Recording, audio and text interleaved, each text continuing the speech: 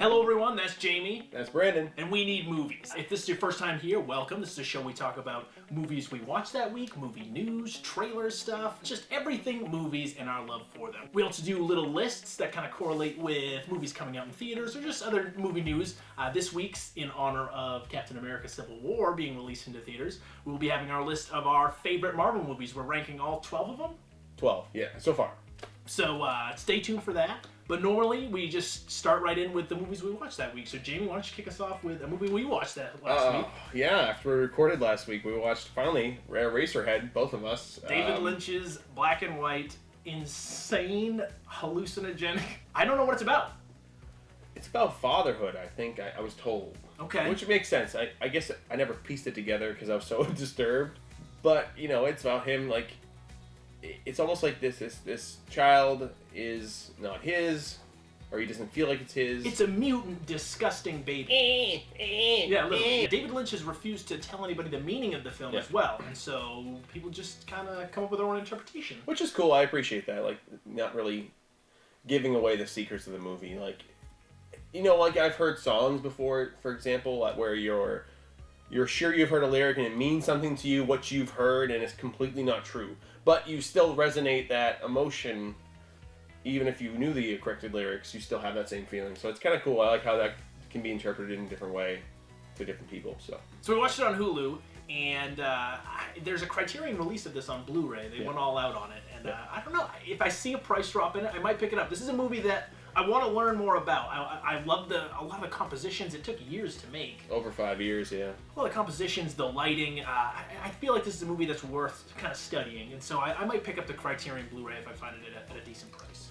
Yeah, I can't stop thinking about that damn child. It's disgusting. It really is. It's so disgusting.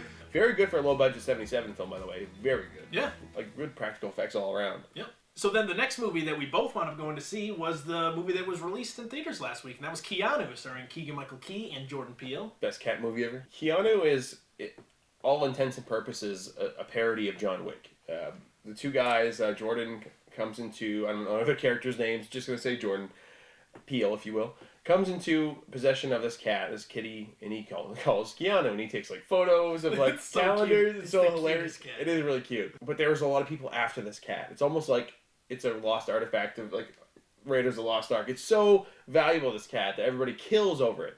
And it's really funny. It's over the top. If you like Key and Peele, the show, you're going to love this. It's essentially an extended sketch of Key and Peele. Mm-hmm. I didn't love the movie. I walked out of there slightly disappointed. There were too many parts where they wanted to build more character moments and stuff, and it didn't feel... I didn't buy it. I can say I enjoyed everything with Key and Peele in it. Every time they're on screen, the movie's awesome. But whenever they did the side characters, it just seemed... The romance?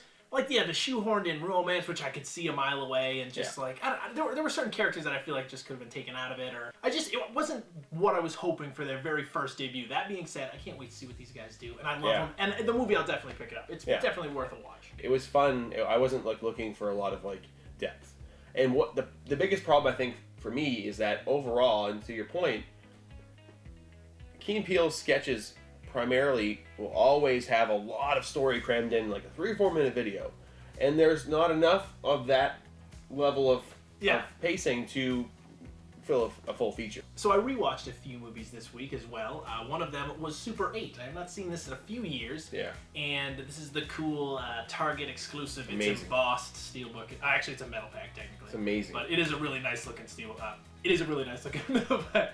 Regardless, so Super 8 is kind of a movie that I feel like is kind of underrated. Like, a lot of people don't talk about it necessarily as much now. It was released in 2010? 2009? No, I think it was after that. Oh, so it has to be 2011. I think it was 2011. We didn't talk to each other. Yeah, we hated each other true. before that. Yeah. Since its release, I feel like it's kind of just gotten lost in the shuffle of sci-fi movies. But remember my childhood? I was really into making films back then and with my friends, and even though it's set in the 1970s, like, it's very relatable, especially for people in our, geek culture who just love movies, love monster movies. And I've always had a blast with this movie, and it's a movie that I continue to revisit. A lot of people crap on J.J. Abrams, and I think this movie, it's so desperate to be evocative of those older Spielberg films. I mean, that's why they work together and try to recreating that magic. And Why are you mad? I'm mad. No, I like the movie a lot, but it's like I get why people are mad. It does the classic J.J. Abrams mystery box where the mystery surrounding it is more entertaining than the actual answers that it provides. Yeah. But that being said, if you disregard the trailer, and I think this is a movie now that you kind of forget the trailer. True. Once it's out now, if you watch this going into it not knowing much about it, it's a very entertaining and engaging sci-fi adventure family film that I've always really liked. I love the score by Michael Giacchino. I rewatched the movie today for my 52 pickup. It's kind of an outlier for my normal, watch movies as a kid. I wanted to tie in somehow to Captain America. Again, we'll speak to that later. But I rewatched The Avengers, and it's bizarre. It's bizarre to me now watching it. I watched it with all of the other stuff after it. All the other dominoes I fell. It's so out of time now. At the time, we were so jazzed to see Iron Man and Bruce, or I should say, Tony Stark and Bruce Banner talk about science shit together. Yeah. That level of just talking, or little quibbles, and now we're used to seeing them always interact with each other. This is the first event movie of that timeline, and it's weird to look at the first time Cap and Tony Stark meet. It's just weird, but it's cool. Seeing it, I felt nostalgic as much as I didn't think I would. I was really oh my god! I remember when I first saw this in theaters. I'm like losing my fucking mind. I think Avengers is the most cleverly constructed of all the films because I swear to God, every scene is truly a short film, and then because the way of the progression of the plot, the narrative, I should say, and then the last line always feeds into the next scene. A lot of new toys to play with, and about Banner going into the lab at the first time on the helicarrier. And then all of a sudden, they cut to Selvig and Loki's side. They did that a lot. It's not a really good example, but they did it a lot. The other movie that I rewatched was Frost Nixon. Now, I actually haven't seen this since college. I watched it. We had to watch it in a college course. Oh. It's a pretty good movie. I remember really liking it in class and being like, I gotta pick that up someday because it was pretty good. There's a few movies you get shown in class that aren't just terrible, put a pencil through your eye experiences. You know what I mean? This one was pretty good. It's an engaging movie that's just all about talking. It's based around the interviews between David Frost and Richard Nixon after he resigned the presidency, and it's directed by Ron Howard, starring Frank Langella as Nixon and Michael Sheen as David Frost. It's all about talking, and that's what's so cool is that Ron Howard's able to to make tense moments just about interplay between characters, and it's just a very smart, intelligent movie that I feel like some people would really be bored by. But if you love the cast, Kevin Bacon's also in there, Oliver Platt, Sam Rockwell, wow. Just a fantastic cast. Really worth checking out if you're a fan of Ron Howard or, historical biopic type movies. Now's the time of the show where I show you what I wound up picking up on Blu-ray and DVD that week. So this week, there's a few new releases. Mm-hmm. I also picked up some older titles that I just realized I didn't have in my library. So the first one that I picked up was Joy. This is directed by David O. Russell. It's the same pairing of Bradley Cooper, Robert De Niro, and Jennifer Lawrence after Silver Linings Playbook and American Hustle. Yep. I've not seen this yet. I remember was really intrigued by the trailer. I wanted to see it in theaters, but then kind of backed off a bit when I saw the mixed reviews. And but I knew I was going to pick it up because I'm a huge fan of the director for the most part. Most of his movies I really love, especially The Fighter and Three Kings. I'm anxious to see this. This looks like a pretty cool biopic of an interesting woman. The other movie that came out this week was Top Gun. This is the Blu-ray 30th Anniversary Steelbook, okay? 30th Anniversary Edition. Pretty sweet find. This is a movie that I've seen for $4.99 at times on Blu-ray and just been like, no, I'll wait. For some reason, I don't know, there have been a couple of movies that I know I'll add to my library at some point. It just comes down to waiting for that exact price point. And this was $14. However, I had store credit, so it was like $7.99. This movie screams 1980s action cheese. Jamie, you haven't seen this? No. Look at the inside of this. It's Tom Cruise. Thumbs up. Tom Cruise, thumbs up. That's America. Why don't you calm down? Top Gun, directed by the late, great Scott. Tony Scott. Yes. When I think of 1980s sensibilities and what it means in an action movie, and that it's light and funny and fast and so many stupid, cheesy one-liners, and they got characters' names like Iceman and Goose, and it stars Val Kilmer, that is the definition of a 1980s action film to me. And Top Gun fits that bill. Jamie, you have to see this sometime. Highway To the danger zone. Next up. The next Blu-ray I picked up, and the last one on this little Blu-ray update, was the Repo, The Genetic Opera. Yep. It's directed by Darren Lynn Bousman, who directed Saw 2, 3, and 4. That's right. This was only $4, so I was like, yeah, why not? It's not a great movie by any stretch of the word. It's a rock opera. It's not bad. I mean, my ex-girlfriend was really into this movie, and I watched it a lot of times, and I don't remember much about it. It's like Blade Runner meets Sweeney Todd. Okay, but not nearly as good as either of those films. No, I don't think so. No. It's interesting, and then it has like a musical in it. It's I don't know. It's cool. It's cool to watch because it is pretty much a one of a kind thing. It's funny though. It came out the exact same year as Repo Men, which also both feature the same storyline of repossessing organs. But it's a cult film that I feel like, if you like, kind of, damn, it's really hard to pigeonhole this movie. You watch it, form an opinion on it because it's really something, like I said, something different. Then I picked up a DVD that I hadn't seen in a while. This was only $2 in the shrink wrap, man. That's Whoa. Bug, starring Ashley Judd, Harry Connick Jr., and Michael Shannon. Have you seen Bug? I always mix it up with Slither for some reason. I don't know why. Because, like, Bug Slither, maybe? I guess so, dude. It doesn't make any sense. Whatever. Bug's directed by William Friedkin, the same guy who did The Exorcist and Killer Joe. And this is just a really disturbing psychological horror film about kind of a drifter played by Michael Shannon who shacks up with Ashley Judd in this rundown motel.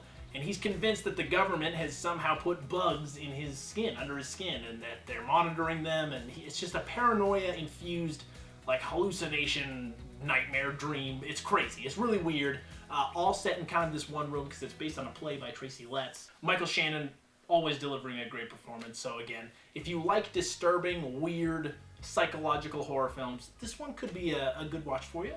And then the last one I picked up was What's Eating Gilbert Grape. If this ever comes to Blu-ray, which I'm sure it will, I will definitely be picking this up because this is just a fantastically original slice of life movie where there really is no plot. You just follow Gilbert Grape, Gilbert Grape, played by Johnny Depp, as he interacts with people of the town, which is like a crazy cast of just Crispin Glover, John C. Reilly, Mary Steenburgen, just a fantastic cast.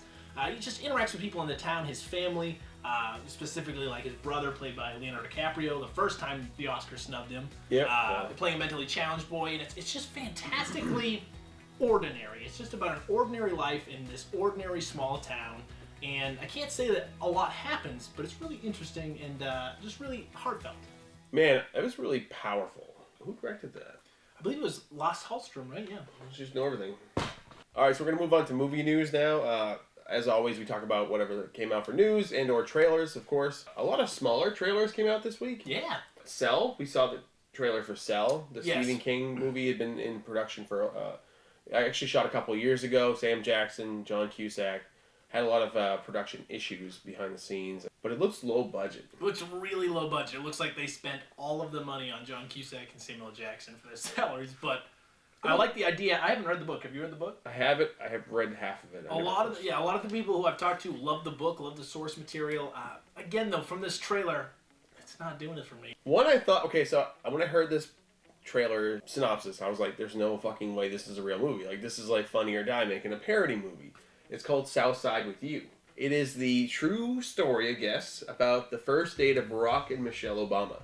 Oh, wait, no, I've heard of this. Yeah. And I was like, no, it's a joke. And I was playing it, I'm like, oh, it's a real movie, and it looks kind of like interesting. It looks all right. The cast, I mean, the two actors, the two leads are like spot on, like in terms of like personality, like embodying these figures, and in a way that makes it look like they're really the young counterparts of this couple. It's really cool, interesting. I'm anxious to see movies like that, like they're a little smaller films. So we'll see how it goes. Do you think he gets lucky at the end? I don't know, dude. And there was a trailer called Captain Fantastic. I saw this. Viggo Mortensen. I haven't seen him in a few years. It's been a while. Yeah. Eastern Promises was like the last time he really had any prolific. Yeah. It's essentially this family who's like a tree family. They live in the woods on their own and sustain themselves. And all their kids, I think there's like 4 or 5 of them, maybe 6. They all have never really seen the outside world. And the mother dies. So they go out into the real world. Viggo Mortensen, I'm a huge fan of him. I'm glad he's back acting, and this looks like a cool little indie. Can we talk about another trailer that I really dug? Yeah. Snowden.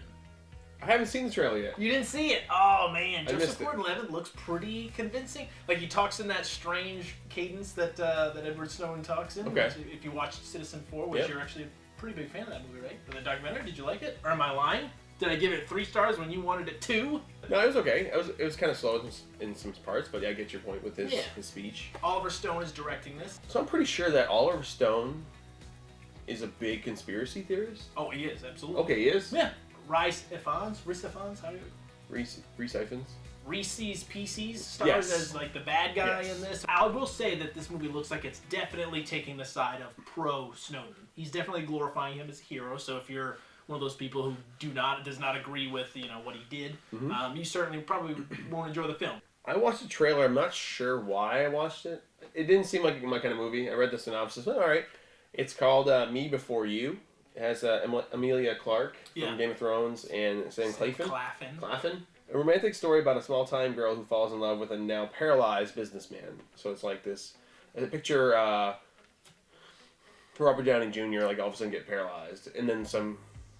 Why are we picturing Robert Downey Jr., America's sweetheart, getting paralyzed, Jamie? If he was paralyzed, this is a situation you'd have. It's a very successful, like, well-liked person and is now paralyzed, and this girl and him bond and. Actually, this movie looks kind of like if you're forced to go see a romantic movie. It's something I could probably sit through, not necessarily something I want to watch. Agreed. And I think the last trailer that I want to mention is Bad Moms. Have you heard of this? No. So Bad Moms just released a Green Band and Red Band trailer. It stars Mila Kunis, Kathryn Hahn, Christina Applegate, Kristen Bell, among other talented female comedians. Wow, yeah. It is written and, I believe, directed by the guys who did The Hangover, and it's described as a love letter to their wives. I feel like movies with bad in the title have just gone, like, there's so many of them, and they're all so similar in the fact that they're just going to take something that you think is supposed to be good. Bad Santa, Bad Teacher. Bad Words, although Bad Words was very good. Yeah, it was pretty fun. No, but the movie seems like it's kind of got that tired premise feel. However, the comedians in it, I'm a huge fan of a lot of them actresses, and so this actually could be kind of a funny, hard R, female-driven movie, almost in the vein of Bridesmaids. I don't think it'll necessarily do that money, that business, or that staying power critically or audience reception-wise. This may have the potential of being this year's kind of train wreck movie. Yep. So moving on to just movie news, Jamie. Hit me up. What's going on? The director of Flash, Seth Grahame-Smith, left. Oh. Yeah, he backed out 100%. Creative differences with Warner Brothers, it's not happening, so we don't know what's going on with that. Wait, so Seth Grahame-Smith, what did he do? What has he done? What are he wrote the sequel to Beetlejuice, which is not out yet. Okay. He wrote the book and the movie. Abraham Lincoln? Yeah. Empire Hunter? Okay. Yeah. They're doing more Jack Ryan movies with John Krasinski. John Krasinski from The Office, as you know. I saw him in the trailer for 13 Hours, The Secret Soldiers of Benghazi, and he looks friggin' jacked. He is jacked. So, yeah, sure, no. Because they tried to go the route with Chris Pine for the last one, Jack Ryan, Shadow Recruit. What distinguishes Jack Ryan from any other of the spy movie heroes? I'm just not entirely sure, so I don't think the name Jack Ryan really holds the weight it may have held years ago when Harrison Ford was playing the character, but it's gone through Ben Affleck and Chris Pine and now... Alec Baldwin. And Alec Baldwin, yeah. Laura Croft from Tomb Raider has been cast. Yes, it has. It's rumored to be Daisy Ridley from Star Wars, Force Awakens. It is now Alicia Vikander. Yes, from The Danish Girl, Ex Machina. Ex Machina. What are your thoughts on that, Jamie? This character has always been designed to be a little more muscly and busty. So the these two lead actresses who were in the running, essentially, are very smaller stature women, which is fine. I like the idea of having a really talented actress behind it rather than just somebody who fits the physical bill. I think it's a wise move to cast a very talented actress, especially someone who was just nominated for an Oscar, coming off of Ex Machina. I think it's a great move. Yeah. So probably the most exciting news for me. I just read this today and I freaking lost it. So I thought one day maybe I'll do this in my life. I'll reboot this series. Mm-hmm. Can I guess already what you're gonna say? Sure. Is it Puppet Master? It is Puppet Master. Yes. Puppet Master, the Littlest Reich. That's what it's called? Yeah. So this is a continuation of the same series. It's like this guy finds an old pristine Blade doll, and he's going to a toy convention to sell it, and it turns out that somehow they all get woken up and then shit goes crazy, which is exciting because I've wanted, and they're keeping practical effects. I mean, Charles Band, the creator and the writer and director of most of them, is coming back as executive producer. Like, they're doing it right. They're gonna be true to the series beforehand, and we'll see how it goes. But the writer, the producers from the Transformers movies. yeah, thanks for that input. It's written by S. Craig Zoller, who was the writer and director of Bone Tomahawk. Yes, that's right. No director yet, but that's exciting. My biggest megaton, like, what the fuck is going on in my life right now? Mm-hmm. Bit of news is not only is Space Jam 2 a thing, and LeBron is signed on to it, but they're in talks with Justin Lin, director of Fast and Furious Tokyo Drift 4 and 5 and 6, and Star Trek Beyond. And True Detective Season 2. He's gonna maybe direct this movie, which is what? I watched LeBron James in Trainwreck. I thought he was very funny. Yeah. I think he has the charisma to pull off an entire feature. People act like Space Jam, is this holy throne of a movie that you can't touch. I love Space Jam. I love the entire film. But Michael Jordan as an actor is terrible. He's not a good actor. People are all up in arms right now that LeBron James was cast because, like, how much worse is he gonna do than Michael Jordan did? Also, how long has it been since we've seen a good Looney Tunes movie? Like, Back in Action was terrible. R.I.P. Brendan Fraser, though. Not his body. not his life, not his He's body. fantastic. I wish he would get cast in more movies. I don't know. It's weird that it's still going to be happening. Sure, I think it's weird. That being said, with all the other stupid news that we're getting of other remakes from the 90s and whatnot, Space Jam is a movie that we've been talking about for a while, them possibly getting around to doing it. And now that they've confirmed the person that they were talking about doing it with forever anyway, I'm kind of excited. Sure. Hopefully they're blending the live action with cartoon. I hope they stick with cartoon animation for the characters, not CG or Pixar anime. I hope they don't try to 3D animate them. I hope they just stick with the 2D. Yep. And finally out this weekend is one of my most anticipated films of the year. Might as well. I love this kind of collaboration. This little crossover event is Captain America Civil War, essentially Avengers 2.5. Mm-hmm. Yeah, I'm really excited to see it. So in honor of that, we're going to do our ranking of the Marvel movies that are out so far. Because, there's some good ones, there's some okay ones.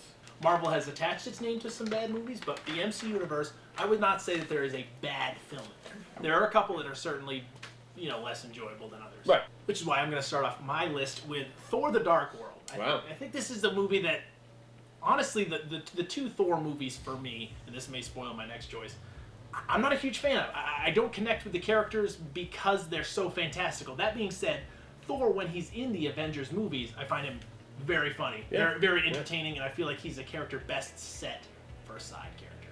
I know I could get a lot of hate for that, but that's my opinion. They said the same thing about Hulk, though, too, because he works in small doses.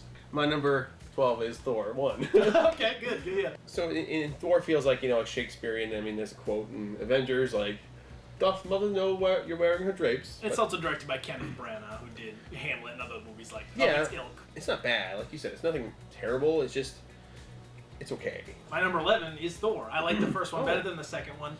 That being said, still, it's also got that annoying Kat Dennings character on it as the side that just kind of comes and goes. It's just, she's in it too much. She's not annoying. That being said, though, Idris Elba is pretty badass. Yeah. My number 11 is Thor: The Dark World. All right, well, these are pretty similar, Jamie. Damn it. I don't know. Like, to me, origin story movies kind of bug the shit out of me anyway. Mm-hmm. I'm really hating things today. Yeah. So it's cool to see him already in it, and is more of him and Loki. It's a good dynamic. The villain is pretty bad. I mean, I feel bad for Christopher Eccleston.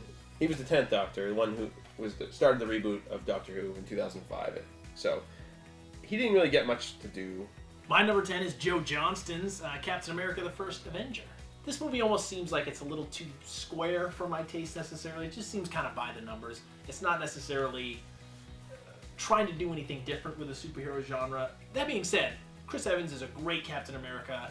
This sets up the whole relationship between him and Bucky Barnes. Peggy Carter as well, and Hugo Weaving is a fine enough villain in the Marvel canon of things. The weird CGI of his face on the kid's body, it's just a little bit of getting used to, that's for sure. But at the time I was like, that's kind of cool, and a lot of people gave me crap for that. Captain America: The First Avenger is my number 10. I can count. Cool. Tommy Lee Jones had a good role in it. Yep. I had a good time. Joe Johnston's great. I think he's underrated. He does a lot of B-movie, like Rocketeer I haven't seen, but from what I've seen, it was pretty good. Mm-hmm. Jurassic Park 3's hated, but it was a fun like B movie. My number 9 is Iron Man 2. A lot of people will probably actually put this as their worst. This one gets the most hate online, it seems like. Mm-hmm. But Iron Man 2 to me is still a fun enough movie. I would rather watch any of the Iron Mans before I watched any of the Thors. This one just seems like it's got one of those, too many people going on. That being said, it's still got a great cast with Mickey Rourke and Sam Rockwell, although underused and their characters aren't that great. Mm-hmm. My number 9 and 8 could be interchangeable. And I guess my 9 is Incredible Hulk. It was good, but then it's so super CGI, like battling. The one in 2003 is really like cartoonish. It was laughably bad. Ang Lee, sorry. And then Incredible Hulk was better, but it was a progression of things, and it's gotten a lot better in terms of look overall. My number 8 is the Shane Black directed Iron Man 3. There's a lot of good stuff in this movie. Again, Shane Black sets it around Christmas. There's that whole subplot with the kid that kind of seems unnecessary, but whatever, I'll take it. And again, I like this one better than the second one. Robert Downey Jr., kills the part again. And this one also gives Pepper Potts a little more to do, which I kind of liked. And Guy Pearce is an okay villain. My number 8 is Iron Man 2. Now, looking back on it, is one of the weaker ones because of all of it. It's really inflated. But it's cool because, like, Black Widow was introduced, and, like, the whole, like, Howard Stark. I love John Slattery's Howard Stark. And when they had, like, in the first Avenger and a lot of the TV shows with Peggy Carter, they had Dominic Cooper as him. It wasn't as, like, powerful to me. Like, John Slattery felt like that businessman. Howard Stark, as played by Dominic Cooper, was more of, like, a playboy, which is, I get it. That's the progression to have Tony Stark the way he is. My number 7 is the aforementioned The Incredible Hulk. A lot of people, I feel like this one gets forgot almost more than any of the other ones just because there was the casting change. Mm-hmm. But I really liked Edward Norton as the Hulk. I think he gave it a really good gravitas, a good emotional depth to the character. Yeah, The Incredible Hulk. I think it's kind of a forgotten Marvel gem. My next one's it's pretty low in the list, but Avengers: Age of Ultron.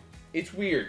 And a lot of it is because of the afterglow of already seeing, again, talking about it earlier, Avengers was the first time you had seen all these characters again. It's like they had a lot more to do for the overall continuity. They had a lot more stuff to deal with. I did like how they did a lot more of character development of Hawkeye, and then kind of joked about the reference being mind controlled again. He's like, I'm not doing that again. Yeah. Like Joss Whedon, I think, had more control in the first movie, and it showed. Like, it was really cohesive, really good progression. I like Ultron, James Spader. He's not as dark as he should be. He's like really funny, but I guess that's based on the personality of Tony. My number 6 is Avengers: Age of Ultron. I am actually in the minority here, and I enjoyed Ultron as a villain more than I did Loki in the Avengers. I get that. I just found him more menacing. Loki never seems menacing to me. I appreciate the actor Tom Hiddleston, but for some reason I found James Spader and his voice and everything, I just found that more intimidating, and I like the villain more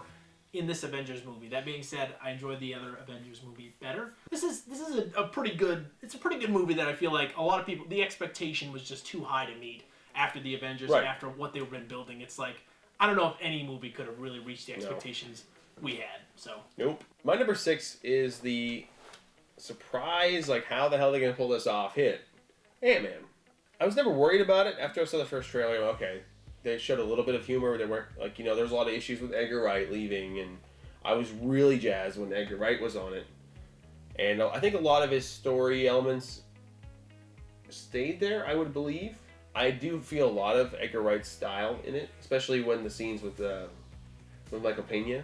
Michael Pena is a fantastic addition. Oh, so good, so good. Jamie, we're getting too close here, but this is the Best Buy exclusive little steelbook. It's cool, shaped like an SD card. But yeah, I loved Michael Douglas. And I liked how they, instead of going with the the title character that people associate with Ant-Man, they went with Scott Lang instead of Hank Pym. This one had a great cast. It kind of just shrunk the scale down to it was a cool little heist movie, and I really left this theater enjoying it more than I thought I would, that's for sure. Yeah, exactly. I loved Paul Rudd as Ant-Man. I think he's a great cast choice. I'm a fan of everything he does. And I'm excited to see where this character fits in Civil War and further on. Yeah, it's exciting. I can't wait to see that. My number 5 is Iron Man 3.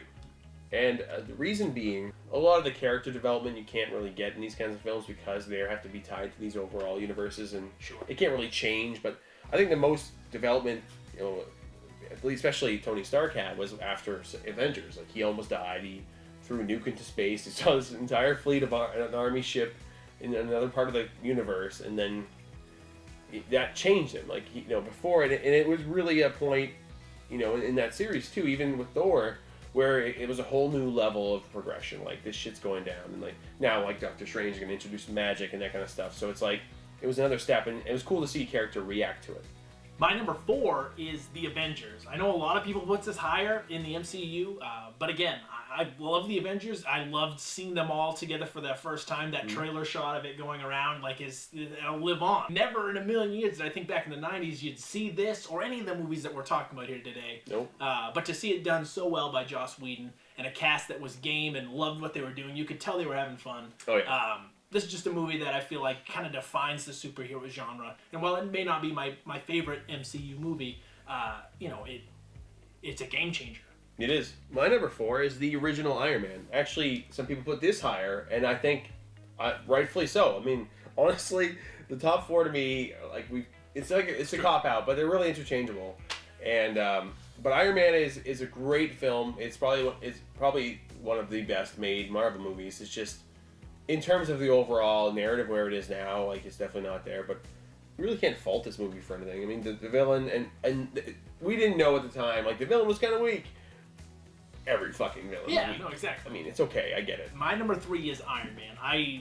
This was a huge breath of fresh air when it was first released back in, 2008? Right? 2008, yeah. 2008 began the Marvel Universe. Robert Downey Jr., in one of the most epic casting choices of all time, fit the character perfectly and defined what we're all talking about right now. Yep. Number 3 is for me, is the original Avengers. I just watched it today. The pacing's really well done. The writing's spot on. And like, again, I'm thinking back to myself 4 years ago when I saw this film. Like, holy shit! Almost 4 years to the day. I think it was May 2nd or 1st. And I couldn't believe this shit was happening on screen. Like, this was really a thing. Again, it feels weird watching this movie now, as it's like watching an episode of Fargo or Breaking Bad, whatever, like from season 1 or 2. After you're in 3 or 4 seasons, you're like, oh, that's weird seeing that again, like after the progression of things happen. But Jamie, now we're in our final 2, and Ooh. So we both haven't named either of these 2 movies, so obviously they're both our favorite movies as well, and I feel like they're also kind of a lot of other fans' favorite. But my number 2 is Captain America: The Winter Soldier. I expected not a lot from this movie. It was directed by the Russo brothers, who had done Community and a few other episodes of some other, random television shows, mostly comedy. It was coming off of Captain America: The First Avenger, which we've both kind of put at number 10, which, again, it wasn't a great movie, but it wasn't something that I was clamoring for a second one, eager to see. But this movie completely changed my mind. It's a fantastic spy, espionage thriller that's very character-driven. It deals with bigger themes of friendship. A great supporting cast: Robert Redford, yep. Scarlett Johansson, Anthony Mackie. A film that really widened or broadened what Marvel was capable of. They really started tailoring these movies towards specific genres, and this one was a great take on the espionage thriller. Yeah, and like Ant-Man, Ant-Man was a heist movie more than a superhero movie. This is more of an espionage thriller compared to a superhero movie. It was something different, and that's what I like about these movies. They transcend the generalization of these types of movies and make them interesting and entertaining. My number 2 is also Captain America: Winter Soldier. And like the whole, this is why I'm so excited for Civil War. Like, it's not just about the characters fighting each other, which is fun. Yeah. But like Captain America has really steadfast convictions about what it means to be free, and what how much of government how much of government control should we have. And Hydra was revealed to be seated within S.H.I.E.L.D., like deep within S.H.I.E.L.D. for like decades. Again, looking back on it, there was like that end scene where there's a big helicarrier and/or battle in the sky, but I mean, it's an emotional battle though. Yeah. And that's what I'm really excited to see about Civil War. Is these are movies that have had years of building, and like 12 movies built towards it, and it all means something. And you take what you learned from the last movie, you apply it to this one, and it's like all of this character building. It's like watching a season of a show or seasons of a show. You get to the end of like a show like Breaking Bad, and you've watched that whole character's progression, and so it means that much more than if you're just watching a 90-minute movie. These are movies that we've built with these characters over countless films, and so it's exciting to see it all finally culminate. Yep. Jamie, we both might as well talk about it because it's our both number one. I actually didn't know this, which is kind of funny that you also. No, we didn't know each other's list, but my number one's Thor. Oh! I doubled up. Twist. Okay, I just skipped that was really this weird. movie. Guardians of the Galaxy. This is the movie that I saw the trailer for, was excited for, liked the cast, but was blown away when I left the theater. This movie reminded me of what it was like to watch like a movie like Star Wars, like feeling that joy and just like strange acceptance that you feel when you're in a theater with people who love what you're watching with you. It's amazing because like that movie, very similar to Ant-Man. It had some, or Captain America 2, had a weird pairing of director and cast, and like you've seen Chris Pratt on Parks and Rec, and he was like this goofy, chubby guy. And then he's a fucking jacked, like, charismatic motherfucker. Hero, he's fantastic. And then, like, James Gunn, like, he does some really crazy, like superheroes. His other superhero movies, very dark and gory. And then, like, this is, like, the perfect mixture of, like, fun, adventure, and quality. In the soundtrack alone. I mean, my brother brought the soundtrack, and we listen to it all the time. It's fantastic. It's a great assembly. And I love the whole thing that they worked in for the second one to there be another soundtrack that I'm eagerly awaiting. Volume 2. They called it Volume 2. It's fantastic. I loved the strange casting also of just Vin Diesel and Bradley Cooper as CGI raccoons and trees. Like, what the hell are you talking about? This is the part of the MCU that everything's set on Earth, or except for Thor, Well, it's set in Asgard, but like, this is the movie that introduces other worlds, and like there's so much more going on than what we're expecting, and so I can't wait to see how they expand this universe. And this is probably why I thought, because this came out in 2014, this is probably why I felt Avengers in 2015 wasn't... See, like, Avengers 1 was that event movie where it pushed things to a new level. This was the event movie for Phase 2 that pushed things into a new level. It was like the spacefaring side of things, like you said. I think this is the only movie I had seen 4 times in theaters. Wow. But that's our list for our favorite MCU movies in our ranking order. Comment below what's your favorite MCU movie, what's your worst. Tune in next week when we'll be reviewing finally Captain America Civil War. I'm so excited to see it. It's going to be awesome. It's going to be awesome. And of course, finally next week we'll talk about the upcoming release called Money Monster, directed by Jodie Foster. Yeah. In honor of that, we're going to look into our favorite movies directed by actors. Yeah, there's a lot of them. A lot of good ones, actually. I'm kind of excited about that list. And so tune in for that, and follow us on Twitter in the meantime. I'm Guy in a Wire. I'm just Brandon Doyen. Simple. Please comment on, again, what was your favorite MCU movie, movies you want us to talk about later in the future, and subscribe so you don't miss another episode. Right. That's Jamie. That's Brandon. And we need movies.